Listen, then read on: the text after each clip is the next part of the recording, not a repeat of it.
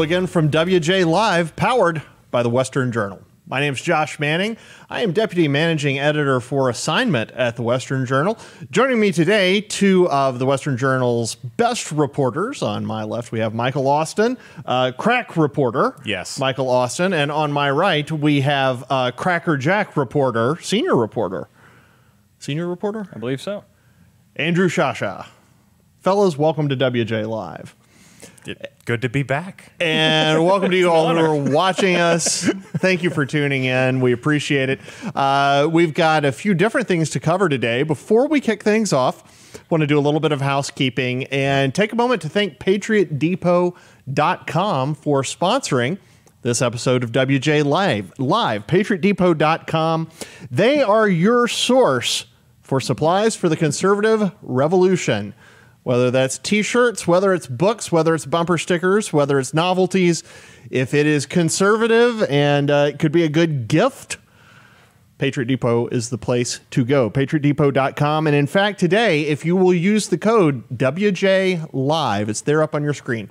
If you use the code WJLive, you'll get 20% off your entire order at PatriotDepot.com. So Patriot Depot, thank you for sponsoring us today, and keep selling excellent products to conservatives out there everywhere. So we've got a full slate today. I'm going to toss it straight off to Michael. Michael, what do you have?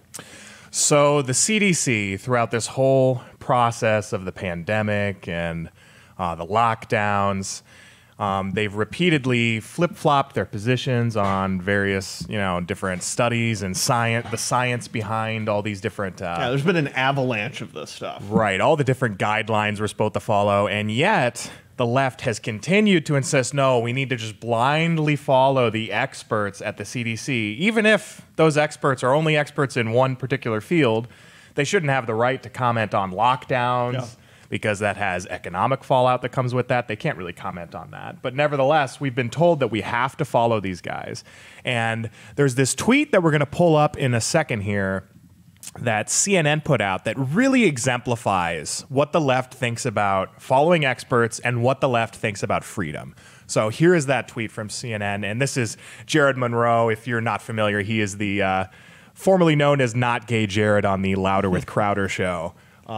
So CNN wrote, the CDC releases guidelines giving limited freedoms to people fully vaccinated against COVID-19.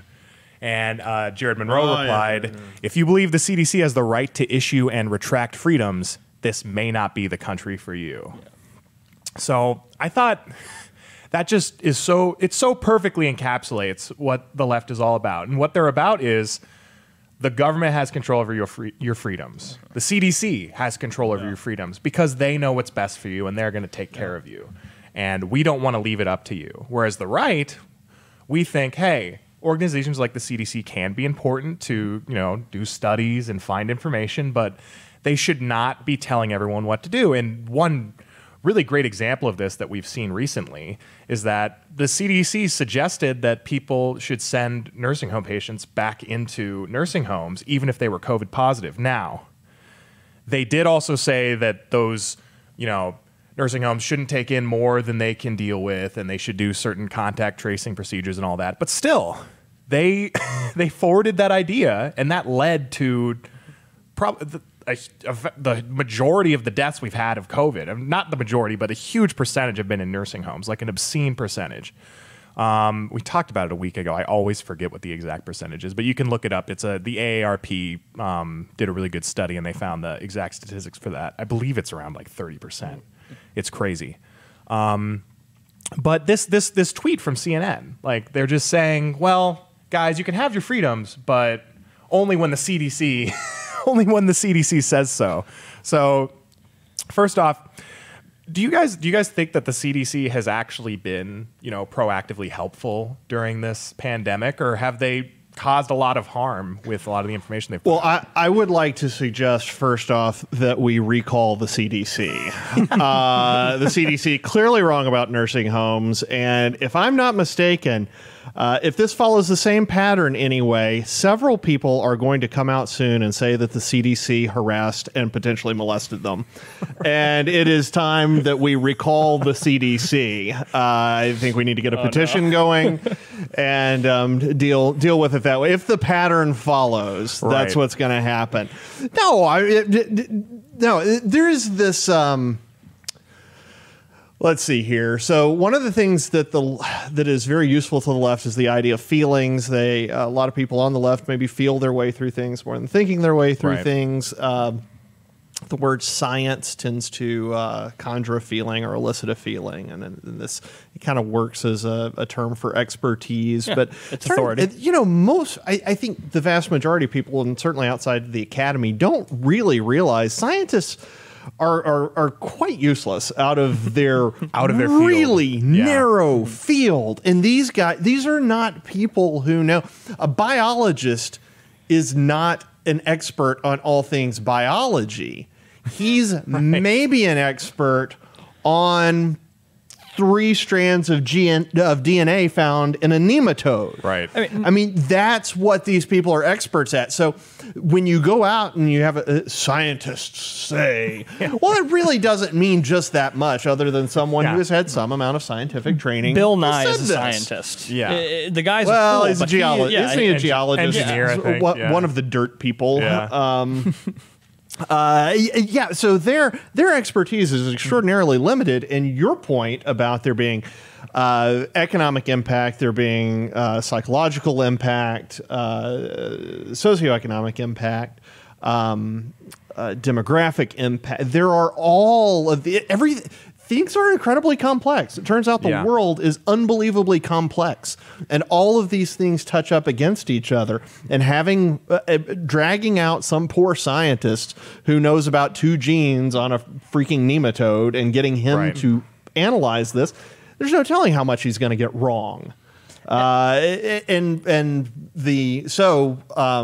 Fetishizing science is a very foolish thing to do, but we seem to have done it. And not to mention that complexity that you're talking about, Josh, that complexity kind of results in these scientists being useless even in their fields of expertise. I mean, the gold standard for academia and for the sciences is the standardized control trial, which does an excellent job of isolating what the causal factors in something is. The only problem is that when you get rid of all externalities, you actually can't tell how things operate in the real world. So whether or not something is a solution or is causal no longer matters the moment you look at a real world scenario. So the sciences, they can give us a good perspective, but that's it. It's a perspective. And I think the problem is, to get at your question, Michael, about whether or not they were proactively helpful, they were proactive and deeply unhelpful. And the problem with that is most figures are maybe not proactive. You'd hope that the most well-intentioned folks are proactive, but are incredibly unhelpful. The bureaucracy,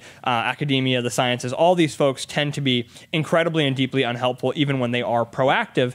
And that's kind of the problem of this discussion of who gives you your rights, who gives you you kind of leniency with these restrictions, saying that the CDC is giving back some freedoms. That's a deeply dangerous idea. We talk about foundations of the United States and foundations of Western culture. One of those major ones that we don't often talk about being deteriorated is this idea of pre-existent freedoms, freedoms that pre-exist government, that pre-exist these institutions. And so when you have these institutions deciding they create freedom, they provide freedom, and they can restrict it whenever they want, those deeply unhelpful people are now at they have everyone in a vice. They are at this major funnel point in the discussion that they should never have been given. And implicitly with CNN's message here, and with generally just the power that the left chooses to give to organizations like this, what they're saying is the only rights you have are the ones we give you. Yes. And therefore, in the end, you don't have any God-given rights, because they can all be given or taken away by whoever's in charge. Yeah. It's such a weird position that the left finds itself in, because back up to like the 1619 Project. The entire point of that is to delegitimize American institutions, going back to before the founding of the Republic. The left for decades has wanted to delegitimize American institutions. But the CDC is an American institution, Right. To some extent. The Academy is certainly a foundational American institution. So it would seem then that they're interested in delegitimizing institutions that they don't control. But the ones that they do control, they want to be, they want not only lionized, but ensconced such that they can't even be questioned, that they are then in control of our freedoms. And we saw what it was like when we put federal bureaus in control of freedoms in the past. It worked out very badly. And what you're talking about, what you're speaking to there is the concept of allyship. Basically, that's found in a lot of these philosophies that drive the left right now. And basically what allyship teaches is basically, you know, white people are generally racist. But if a white person says all the right things and agrees with us, well, then they're an ally. And you can use that to basically say, well, yeah, you know, on the intersectional pyramid, any of these organizations, any of these people, they are irredeemable. But if they say what we want them to say, they're allies. So puppets. Yeah, basically puppets. Useful idiots. But this, I love that tweet. Can you put that tweet back up there? Yeah. We still have it. It's not going to mess you guys up in the booth. Yeah. I love that tweet. The CDC releases guidelines giving limited freedoms back to people fully vaccinated against COVID-19. So if you haven't been vaccinated, you still really don't have. No. You don't even have your limited freedom. You don't even. No. Well, if you are not vaccinated, third class citizen. You don't even have your. Yeah. Make sure you keep following these rules. Here are the rules to keep following. There's an old expression that says what's down in the well comes up in the bucket. And whoever wrote that tweet, I mean, we know what's down in the well for that person. Well, I guess it's one of two things. It's either a potential authoritarian or the most pathetic, wimpy serf to ever exist. Please, sir, may I have one more freedom, please? Yeah. It's just offensive. The land of the free and the home of the brave, and this is what we've got. It's disgusting. We're just seeing the kind of the decay as always. It starts with kind of any sort of propaganda, and it ends with them just saying the quiet part out loud, and that's what that tweet is. We've hit the point a year out where they're just saying the quiet part out loud at this point. Yeah, I agree. And, you know, not only are they doing that in terms of our freedoms, but, you know, another huge policy that they're fully willing to speak about out loud is reparations. So, and we want to talk about reparations, but again, before that, if you or someone you know has been touched by the CDC in an inappropriate place, or if the CDC has said something that has made you feel uncomfortable, maybe it came up to your desk and engaged you in overly personal conversation, we're going to be starting a petition up to recall the CDC and really get the CDC out of office. And all we need is one allegation. All we need is one allegation. Doesn't even have to be true. That was the standard as of 2018. Doesn't even have to, as we learned from Kavanaugh, it does not even have to be true. Somebody say something. It is gosh, I forget who was Speaker of the House. Doesn't even need to be detailed. No. I can't remember who was Speaker of the House. It was before Tip O'Neill, back in the 80s. But he said something to the effect of, you know, it is not the validity of the allegation that matters. It is the severity of the allegation. I'm paraphrasing. Yeah. But that, and the left has taken that and run with it. It's not how valid the allegation is. Just going back to Kavanaugh all those months ago now.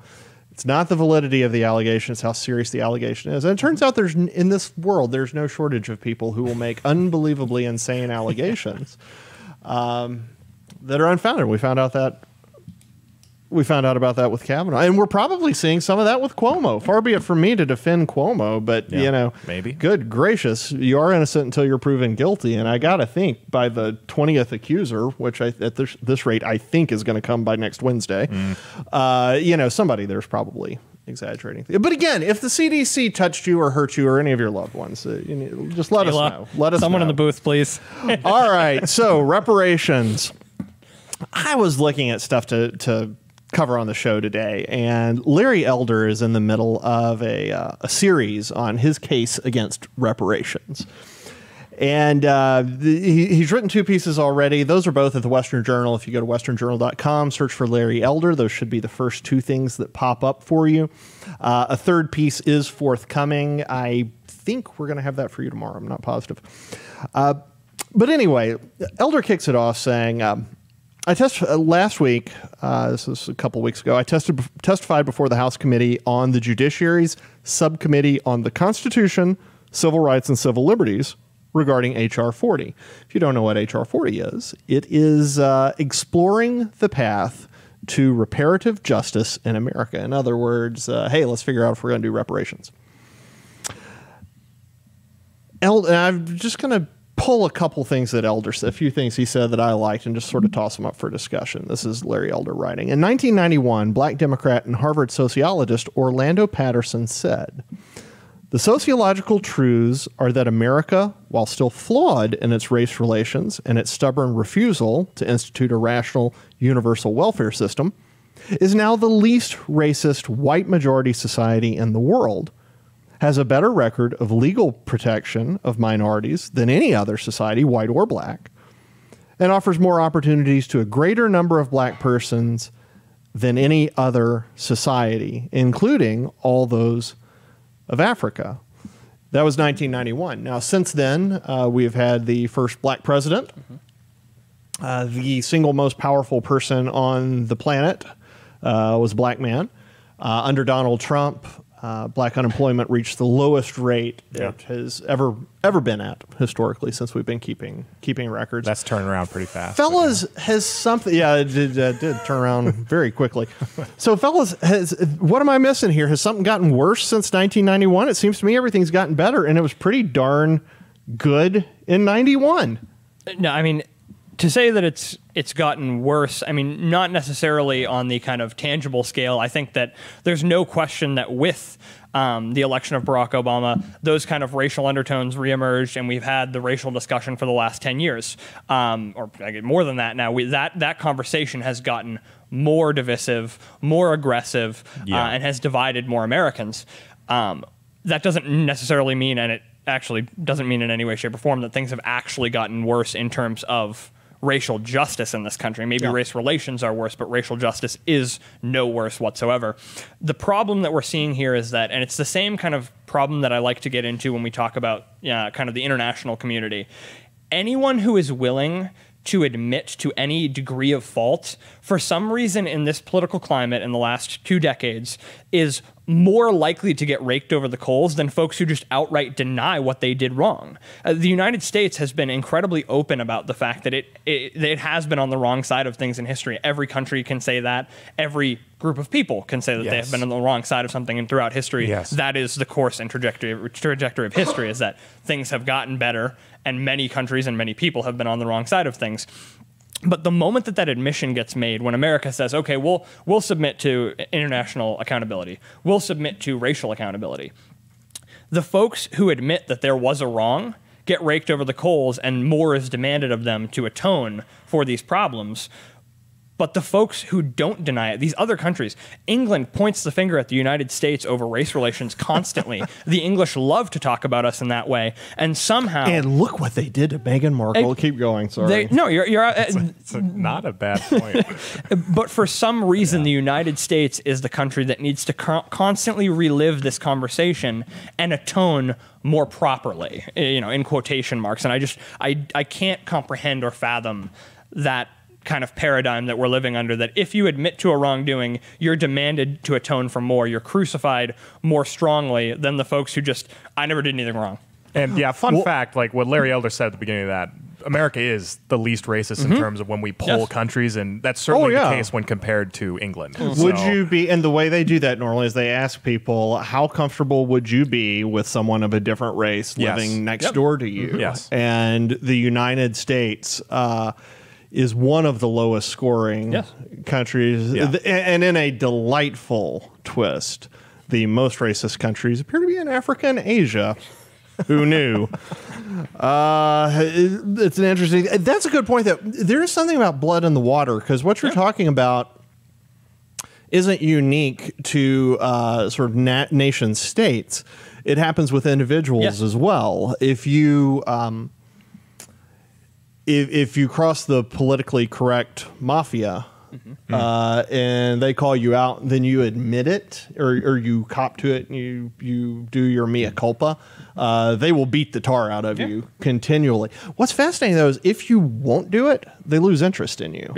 A great example of this, and it hasn't blown over 100% yet, but Gina Carano. Gina absolutely refused to apologize, to compromise, to accept their premise. And they're really left with nothing after that. You know, if you're a wretched person, if you're really racist, you're going to leave some bodies in your wake. And I mean, well, you might do it literally, but figuratively, there will be people who will come out and say, hey, man, let me tell you about the way this person treated me. Nobody's come out and done that with her. So unless you cop to it, unless you say, oh, you're right, I was wrong, they have nothing to hit you with. And it's a sad thing. It's a sad thing on the national level, too, because I can't think of a nation that is more introspective and willing to flagellate itself than the United States. I mean, we are intellectually honest to a fault. We don't believe our own propaganda, and there's a legitimate question there too. That's probably for another episode. But can a culture or a country continue to exist if it doesn't believe at least some of its propaganda? There are a lot of people who do not believe the United States is the best that there is, and the United States is the best that there is. Well, look, let me give you another couple of passages. The reparations argument is based in part on the belief that, but for slavery, America would not have become the prosperous nation it is today. To the contrary, conservative scholar Michael Medved notes, it's not true that the U.S. became a wealthy nation through the abuse of slave labor. The most prosperous states in the country were those that first freed their slaves. About the difference in wealth between the North and the South, Frederick Douglass, after escaping slavery in a plantation in Maryland, he escaped from there to Massachusetts. He wrote, but the most astonishing, as well as the most interesting thing to me, was the condition of the colored people, a great many of whom, like myself, had escaped thither, had escaped to the North, as a refuge from the hunters of men in the South. I found many who had not been 7 years out of their chains, living in finer houses and evidently enjoying more of the comforts of life than the average slaveholder in Maryland. So what do we make of that? Well, as it turns out, when you pay your workers, they tend to work a little bit harder and you make more money. Who knew? Who knew? But that was the case with, the slave trade, was that, the North, you would think, well, if you're getting the same work out of both people, then you would rather not pay them, right? Well, as it turns out, when you pay them, you're actually getting so much in return that it more than makes up for the cost of the worker, him or herself. So right, and there's so much more to human capital than just back muscles. Because you have people, as you educate people, they become infinitely more valuable. I've been trying to explain that to my kids. Like, how do you help your kids figure that out? And I think something that maybe works is to tell your kids, okay, imagine you're a phone, and every time you learn something new, it's a new app that's downloaded to you. Because the phone on its own without any apps is just kind of it just kind of sits there. That's a good analogy. Yeah. But if you read a book, all of a sudden you've got a new app, and that's essentially what the South or what the slaveholder. There were lots of abolitionists in the South. What the slaveholders missed was that, oh my gosh, we're missing out on an unbelievable amount of human capital because we're not educating these people. Yeah, the larger point I think here is that capitalism was the solution to slavery. It was the alternative to slavery, and now the alternative to reparations is capitalism again. It will help these communities better than reparations will. Well, and already has. There's one, of course. And just take all the time you want, Andrew. We're not going to run you out of time here. But I want to read one more. Well, unless you folks don't want Andrew to speak. If you'd prefer he didn't speak, you can just post it in the comments. This is, again, Elder writing. On former President Barack Obama's maternal side, there were slave owners. Obama's father came from Kenya, a slave trading area. Does Obama get a check, or does he cut a check? Similarly, Vice President Kamala Harris' Jamaican father has acknowledged slave owners in his family. Does Harris, whose mother is from India, get a check or cut a check? Slavery, sadly, has been part of human history since the beginning. Muslim slave traders took white people out of the Mediterranean area and enslaved them in North Africa. European slavers took black people out of Africa and shipped them to the New World. Europeans enslaved Europeans. Asians enslaved Asians. Africans, Africans. Even Native Americans enslaved other Native Americans. Again, who pays whom? When and where does the pursuit of reparations stop, if any? Now, one last sentence. The tiny percentage of slaves who were actually shipped straight to North America, which was less than 400,000, that tiny percentage has prospered to a far greater degree than those who went to the Caribbean, Central and South America, and in some cases, Mexico. In 1940, 87% of black Americans lived below the federally defined level of poverty. By 1960, that number had fallen to 47%, the greatest 20-year period of economic expansion for black people in American history. If black America were a separate country, its gross GDP would make it the 17th wealthiest country in the world. Economist Walter Williams said black people have come further ahead from farther behind and over a shorter period of time than any people in the history of the world. That's pretty remarkable. And so I think the question then at that point is what form could reparations take that would be more significant than making, than having a community that's one of the 20th, it's in the top 10% of wealth holders. There simply isn't a better, there is no better method. I mean, the method that we're talking about right now, it's kind of the same, unfortunately, and I don't mean to speak ill of anyone who is looking forward to their coronavirus relief check. I'm looking forward to my check, whether I agree with this bill or not. It's nice to see the government, give a little bit of the money back sometimes, right? But the problem is that when you talk about these things in terms of net gain or net loss even, the give a check or the cut a check or receive a check kind of conversation is interesting because most of the folks who would be doing both, it's the same as with the COVID relief. You're paying taxes and then you're receiving tax money back. Maybe you're gaining a little bit more, but that money is really only at good use when it is the most redistributive, when it is hitting the lowest income community from the highest, and that's just not necessarily. That's not targeted in the way that we want to talk about it, when in reality, what we were talking about in that first conversation that we had about, freedoms that pre-exist God, Christian values, the foundations that the United States is built on and has been built on since the Revolution, those are values kind of coupled with the capitalism that Michael is talking about that is lifting these communities up, because we see that we hear so often about how, America is this clinically racist, just top-down, horrible place.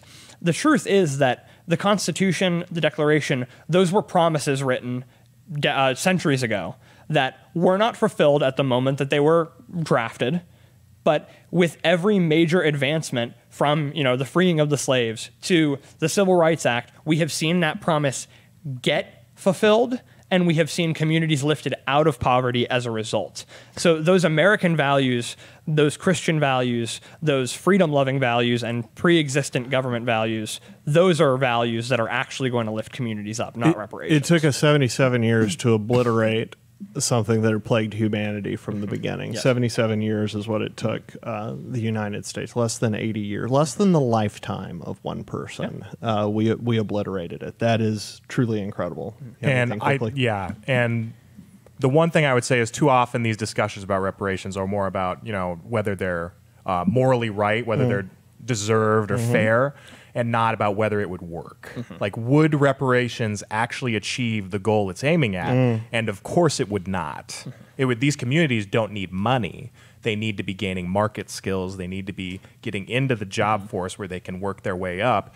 And monetary reparations is going to incentivize the exact opposite. So I would never support monetary reparations. I would consider some sort of agreement of some sort of like policy reparations where we offer like opportunity zones and school choice and all these other things.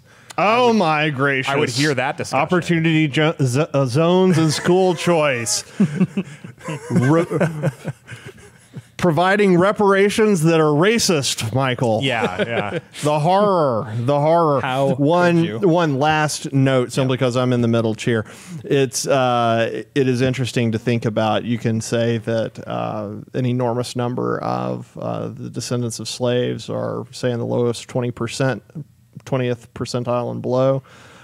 In the United States, those people would be in the top fraction of 1%.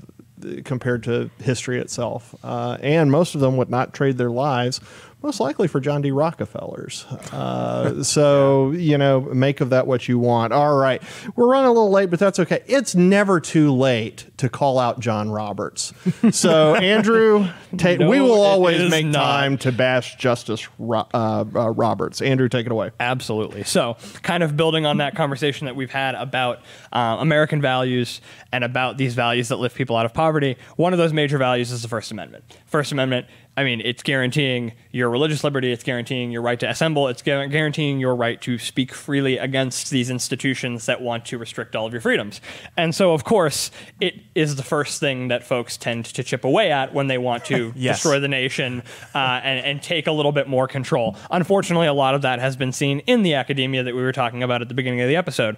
And so this week we saw the Supreme Court come down in favor of a First Amendment advocate and student who all three of those five rights in the First Amendment were restricted by Georgia Gwinnett College in 2016. This student essentially, so his name was Chike Uzigbunam, and so he had essentially sued Georgia Gwinnett College because in 2016 he had had the gall to go out on campus, on a public campus, a public university, and share his faith, to share the gospel with fellow students. And so the university gave him all sorts of hoops to jump through. They tried to demand that he receive a permit. They tried to demand that he speak at one of the 2 free speech zones on campus. And even when he followed all of the restrictions, it was then found that he was disturbing the, quote, peace, a bunch of freaking fascists, and quote, that's all this is, comfort of fellow students. He was disturbing the peace and comfort of fellow students. So they forced him to stop. Over the last 4 years, since he has no longer been a student at Georgia Gwinnett, we have seen Chike, with the help of the Alliance Defending Freedom here in Arizona, they have been suing the school. Case has gone through a number of levels and finally received an 8-1 decision in favor of Chike at the Supreme Court on Monday. Justice Thomas writing the opinion. Unfortunately, there was one lone dissent to an opinion that would essentially give those rights back and essentially provide some nominal damages to Chike for the wrong that was done to him and for the rights that were restricted on the Georgia Gwinnett campus. The Roberts dissent was essentially the idea that procedurally this was a mistake for the court to even review this case. When the school realized that they were fighting an uphill battle on the free speech grounds of the case, they actually decided, forget it. We will cut our, some of these speech provisions on campus and rewrite the policy so we're no longer afoul of the law, no longer afoul of the Constitution, and the case will be moot. And maybe we can come back to it later. Essentially, when no one's looking. Yeah, when no one is looking. We'll hope to get the case thrown out, and then when no one's looking, we'll go back to the way things were. ADF intelligently decided we're going to seek $1 in damages for Chike so that way the case, there is still kind of a personal grounds for which this case should be proceeding, and there is standing. And the court overwhelmingly decided this week on an ideologically bipartisan basis, progressive justices and conservative justice decided that the First Amendment rights of this student were absolutely violated, and that $1 may be a small sum, but it is absolutely personal standing. The court should have heard this case, and they should have continued to hear this case. John Roberts essentially decided today, or on Monday, to be the lone dissenter because this would essentially provide a, quote, radical expansion of the federal judiciary. Now, we know that John Roberts... Oh, he's been so concerned John Roberts is a stalwart defender of judicial restraint. The man who in 2012, I believe it was 2012, the case of Enfib versus Sebelius decided that the individual mandate was not a penalty, it was a tax to provide kind of cover for the law to remain in place, the Affordable Care Act to remain in place. And so he decided that The court sees no problem with turning judges into advice columnists, Roberts wrote in his dissent. In its view, the common law and, to a lesser extent, our cases require that federal courts open their doors to any plaintiff who asks for $1. So essentially, he believes that this was nonsense. It's not fair. Well, it's an inconvenience. It's inconvenient to have to rule on First Amendment grounds. This is a justice who loves to punt the ball on major ideological questions of the Constitution in favor of bureaucratic questions posed by the government. And so what I want to ask you guys first, because what the ADF told me, their senior counsel over there, Kate Anderson, said that she was thrilled with this ruling, that government should be accountable to the victim when they violate someone's constitutional rights. She went on to say that constitutional rights are priceless, and this decision reaffirms that principle. A win for Chike is a win for all of us. So I want to ask you guys, given the kind of procedural complexity of this question, is this still a win for the First Amendment? Are we still seeing a major win that's being celebrated here in terms of First Amendment defense, that the court decided this case matters, and no matter how little this student asked for, the government needs to be accountable, the public university needs to be accountable for what they did? Yeah, I mean, public universities have seemed to have been able to run roughshod over whatever opinions that they don't think are popular enough. We see conservative speakers all the time are not allowed to speak on campuses. So yeah, I would say this is a pretty big win. I mean, this is a much more personal, much more obvious. He should have the right to. I'm sure that all of the pro-abortion advocates were allowed to walk around campus handing out, always, buttons and all that stuff. So just, I think this is a pretty substantial win, and not just because the case was won, but because it was won bipartisanly from both sides. That's really promising, given that we're worried that the left wants to weaponize the Supreme Court to just kind of use it to achieve their wildest dreams. So the fact that they'd all stand up for this specific free speech issue about a Christian, that's at least a little promising. I think any ruling against the Academy is probably a win for the First Amendment and for the United States, and maybe most importantly for the kids enrolled in that particular institution. The Academy is at the point it's so incestuous and so self-referential and self-promoting that it can't continue along these lines. We've been, I used to work there, we were waiting for the bubble to burst at that point, and it's only gotten worse so far. COVID, in a way, kind of distracted from that, because we were really talking more about